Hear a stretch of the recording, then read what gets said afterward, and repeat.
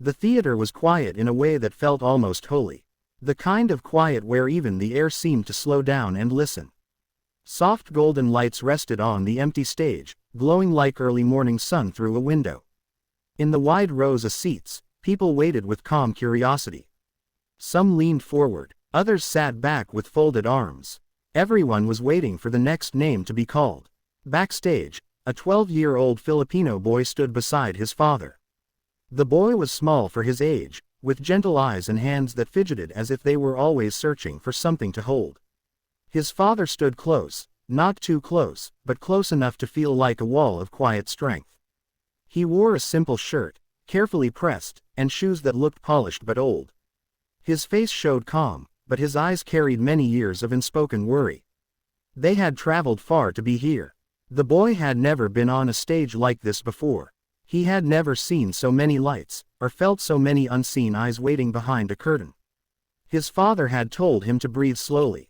In through the nose, out through the mouth, just like they practiced at home. The boy nodded, even though his heart was beating fast. He thought of their small house back home. He thought of the thin walls and the sound of rain tapping on the roof at night. He thought of the times when his father would come home tired, hands rough, back sore, but still smiling.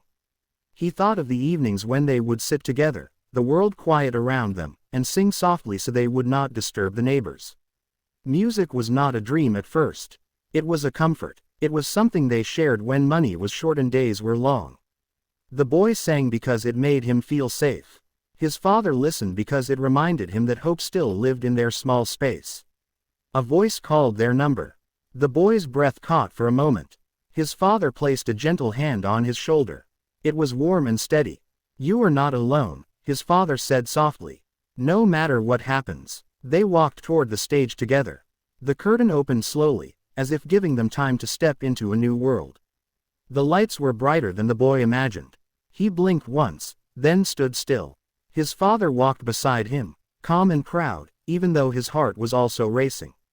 The judges sat at their long table. Simon Cowell leaned back slightly in his chair, his expression thoughtful and unreadable. He had seen thousands of performers. He had heard every kind of story. Still, something about the quiet way the boy stood, and the respectful way the father waited beside him, made the room feel different. "Hello," Simon Cowell said. His voice was calm but curious.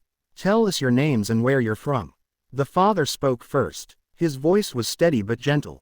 He explained where they came from, and why they were there together. He did not exaggerate. He did not beg. He simply spoke the truth. The boy stood quietly, hands clasped in front of him. When he spoke, his voice was soft but clear. He said he loved to sing. He said he sang with his father. He said music made him feel strong, even when he felt small. Simon Cowell nodded slowly. He looked at the boy, then at the father. "So," he said, "what will you be doing for us today?" The father looked at his son. The boy took a breath and answered. "I will sing," he said. "And my dad will sing with me." There was a gentle murmur in the audience. Some smiled. Some raised their eyebrows. Duets between parents and children were rare, and often risky. Simon Cowell's expression tightened just a little. He leaned forward now, his fingers touching lightly on the table. "All right," he said. "Whenever you're ready." The stage grew quiet again. The kind of quiet that feels heavy but kind. The boy closed his eyes for a moment. His father nodded to him, just once.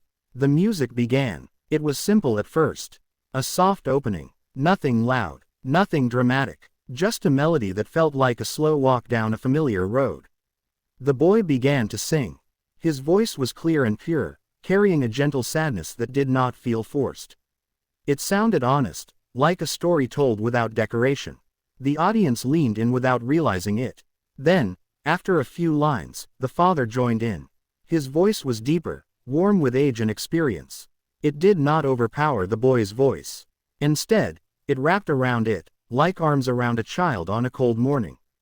Together, their voices moved slowly, carefully, as if they were holding something fragile between them.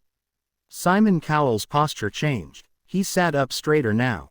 His eyes narrowed slightly, not in doubt, but in focus. The song was not about winning. It was about living. About waking up early and working hard. About dreams that feel too big but are carried anyway. About love that does not need to be explained. Halfway through the song, the boy opened his eyes. He looked out into the audience, but he was not really seeing faces. He was seeing memories. Nights without electricity. Meals shared quietly. His father humming while fixing something broken. His father singing softly so the boy could sleep. His voice trembled for just a second. The father noticed. Without missing a note, the father turned slightly toward his son. He sang just a little louder, just a little warmer. The boy felt it immediately. His voice steadied. The moment passed like a gentle wave returning to the sea. In the judges' seats, something shifted. Simon Cowell felt it before he could name it. This was not just talent. This was connection. This was trust. This was a bond built over years of quiet sacrifice. The song reached its gentle twist. The music softened even more. The boy's voice took the lead again, but this time it carried strength, not just sweetness. It was the sound of someone who had been held up and was now standing on his own, while still holding on. The father stepped back half a pace, still singing, but letting his son shine. His eyes were on the boy, filled with pride that did not need applause. The audience was completely silent now. No whispers, no movement. Some people had tears on their faces and did not realize it. Simon Cowell's jaw tightened. He blinked once, then again. The final note hung in the air, soft and trembling, before fading into silence. For a moment, no one moved. Then the audience rose to their feet. The applause was loud, but it did not feel wild. It felt grateful. It felt earned. The boy stood frozen, eyes wide. His father placed an arm around his shoulders. The boy leaned into him without thinking. Simon Cowell stood slowly. He did not clap right away. He looked at the boy. Then he looked at the father. His voice, when he spoke, was quieter than usual. "I've been doing this a very long time," Simon Cowell said. "And I can tell when something is real." He paused. That was real. The boy swallowed hard. His father closed his eyes for a brief moment. "You didn't come here to impress anyone," Simon Cowell continued. "You came here because this is who you are. And that is rare." He reached forward. The room seemed to hold its breath. Simon Cowell pressed the golden buzzer. Gold confetti exploded from above, falling like sunlight made solid. The boy gasped. His father laughed softly, then covered his face with one hand as emotion caught up to him. The boy felt something warm on his cheeks. He was crying, but he did not feel sad. He felt full. Simon Cowell walked onto the stage. He did not rush. He stood in front of them and spoke gently. "This moment," he said, "belongs to both of you." The father nodded, unable to speak. The boy looked up at him, eyes shining. As the gold continued to fall, the boy realized something important. This was not the end of their story. It was a pause. A beautiful pause. A moment to breathe and remember where they came from. They walked off the stage together, hands still connected, hearts still racing. Backstage, the noise faded into the background. The boy leaned into his father once more. The father held him close. "No matter what happens next," the father whispered, "we sing together." The boy nodded. And in that quiet space, surrounded by fading gold, they knew they already had everything that mattered.